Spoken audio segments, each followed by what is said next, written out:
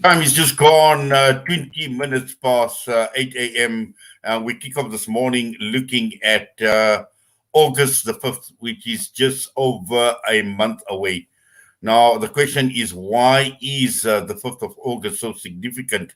And this is significant in the Red for Kashmir campaign. We're joined on the line this morning by primary school teacher Claire Bidwell. She is a human rights activist and also a co-founder of Let Kashmir Decide. Claire, good morning to you and welcome to the show. Good morning to you. It's lovely to be here. Thank you for inviting me. Yes, Claire, obviously August the 5th, very, very significant. But before we get to this campaign, we're going back to 2019. And in fact, I've just read briefly, your thoughts on Kashmir. But the key issue is at that point in time, the world, obviously, we know Kashmir has been off the radar for a very, very long time. It hasn't given a lot of focus, the mainstream media as well. But 2019, the 5th of August, really brought the plight of Kashmir and the Kashmiri people to light. Yeah, absolutely. I mean, prior to the 5th of August, I had never been aware of Kashmir. I'd never seen anything in the mainstream media or anything of it. Now, obviously, the Indian government, or Modi, they went in overnight, locked down the country, no warning, no democracy, sent in thousands of troops, confined all the Kashmiris to their homes. They weren't allowed out.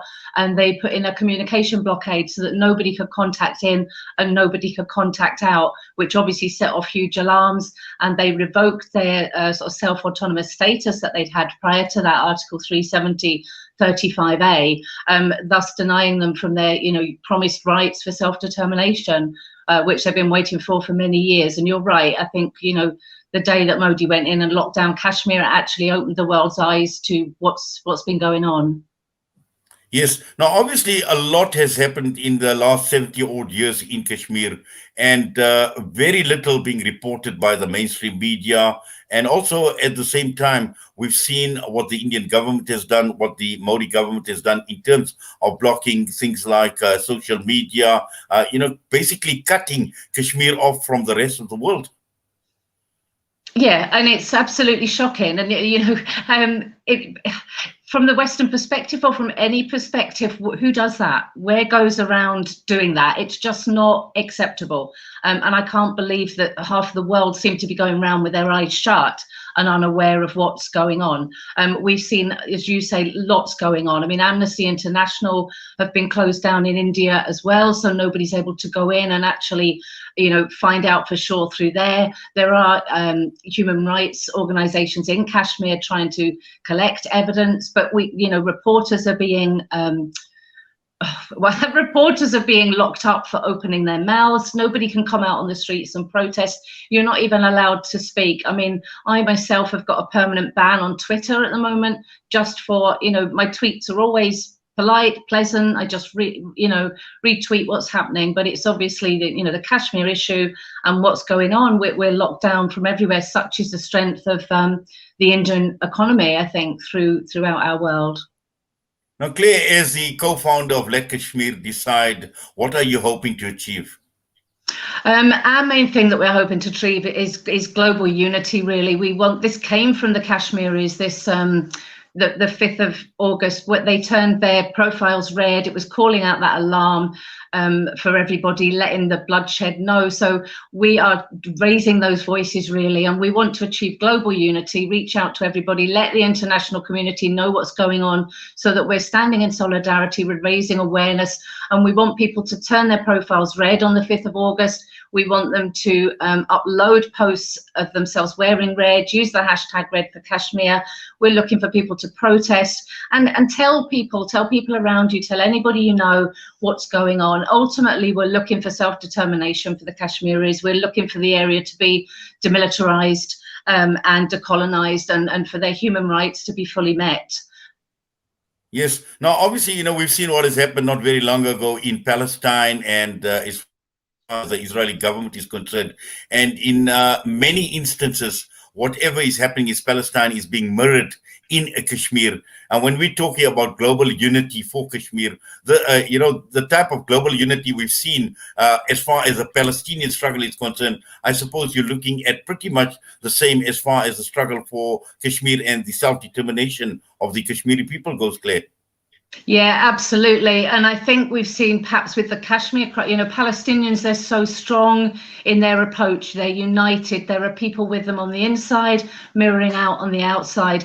The Kashmiris seem to have, where they've had their divide and rule, where people at the end of the day, whether they want to go with Pakistan, whether they want to be independent, or however they want to vote. And that's caused some kind of going against one another, and perhaps has split the cause a little bit. So what we're really hoping is that everybody, wherever the Kashmiris are, the Kashmiri diaspora, and everybody around the world will unite and work together for self-determination. And equally, Palestinians are working for Kashmir also, and Kashmiris have always supported the Palestinian cause. So as you said there, recognize that connection that's going on. And there's other, lots of atrocities going on elsewhere, that we've seen, Syria and other places. And so that kind of global unity that we're talking about, ultimately, we would like to see everybody that's standing up for peace and for humanity all coming together and working together for all those causes, because they have, very similar connections in the way our world is organized, really, with terms of economy and who has the power. And quite a disregard, really, for human beings, whoever you are and wherever you are. And this should come, humanity should come above everything. So, our aims are high. We can all work together to make this difference. Yes. Now, also what is significant is to open the eyes of the governments around the world to the plight of the Kashmiris, because that is what we've seen over the years.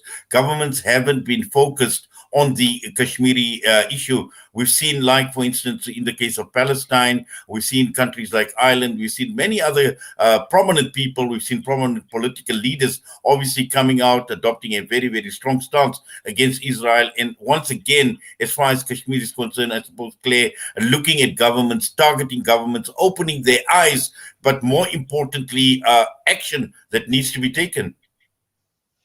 Yes, totally. And I think that is at the root of our work as well. We're formed from many of us in this campaign and my own organisation or movement. We are from the grassroots level. We're from the people connecting with the people. And that's what we're trying to do, bring it up from the ground level. And the aim is that our governments in our individual countries, particularly those that are governments that have the holding power in the United Nations, they're the ones that can make the big difference. So,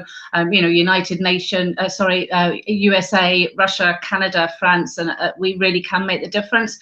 We're looking at, for Glasgow, looking at holding a car rally that will travel from Glasgow to Edinburgh Parliament, and hopefully get other people coming up from the UK to make a noise here, because obviously in Scotland we're looking for self-determination, the referendum for independence, and we don't have anywhere near the abuses or the atrocities that have gone on. So it's a country that could have some power in this. But you're right, ultimately the people, we've got to take our message to our governments, and then we're needing our governments to act for us.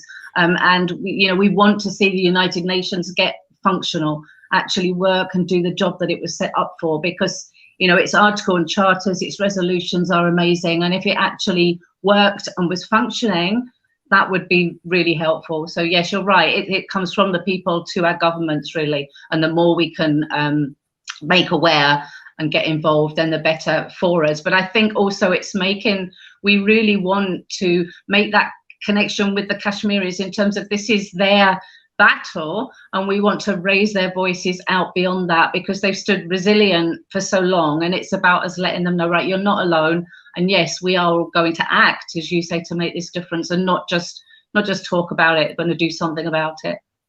Yes, Claire, and obviously you would like to make maximum impact as far as this campaign is concerned, and advance notification, we over a month away, and sufficient time, obviously, to prepare for August the 5th, but at the same time as well, lobby people, garner support, and not only support in your part of the world, but also in terms of extending this campaign, looking at organizations, human rights organizations, activists right across the entire world. So, comes August the 5th, we'd like to obviously see maximum impact as far as this campaign is concerned.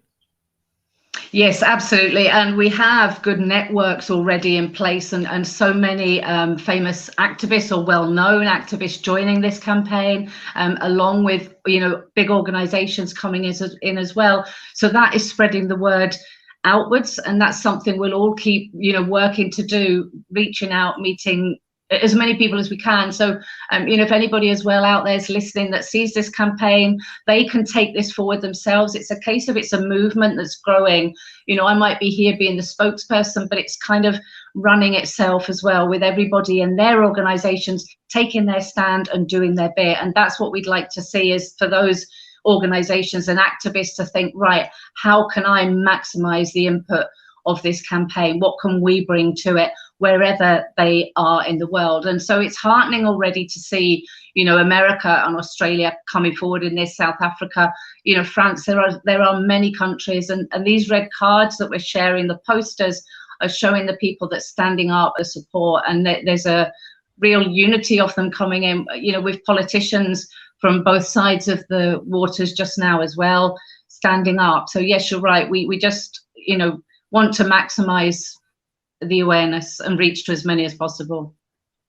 Yes, and obviously we shouldn't be held back with the pandemic, with COVID-19, because as you mentioned, what you're planning out in Scotland as well, the motorcade, and these are just some ideas. These are still just some initiatives, but at the end of the day, it will obviously result in creating that awareness, but more importantly, putting pressure.